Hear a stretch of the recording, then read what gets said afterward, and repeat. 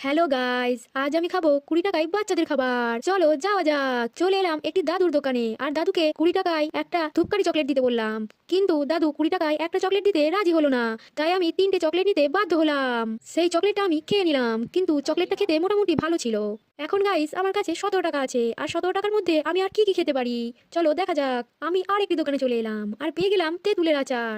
আর তেঁতুলের আচার ছোটবেলায় কে কে খেয়েছো আমাকে কমেন্টে জানিও।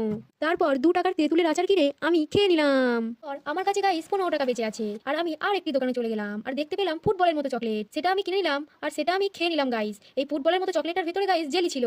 আমার কাছে আর 10 টাকা আছে গাইস, আর আমি আর একটি দোকানে চলে গেলাম, আর পেয়ে গেলাম গোলাপ চকলেট। আর গাইস চকলেটের কালারটার সাথে আমার জামার কালার ম্যাচিং হয়ে গেল গাইস। সেটাও আমি খেয়ে নিলাম। আমার কাছে গাইস আর 5 টাকা বেঁচে আছে, আর আমি একটি দোকানে গিয়ে আকাশের চাঁদটা কিনে নিলাম, কিন্তু এটা আকাশের চাঁদটা ছিল না, এটা খাওয়ার চাঁদটা ছিল, তাই আমি খেয়ে নিলাম। তারপর গাইস আমার কাছে আর 2 টাকা বেঁচে আছে, আর আমি 2 টাকা দিয়ে বাচ্চাদের সবচেয়ে পছন্দের ললিপপ কিনে নিলাম। সেই ললিপপটা খেয়ে আমি আমার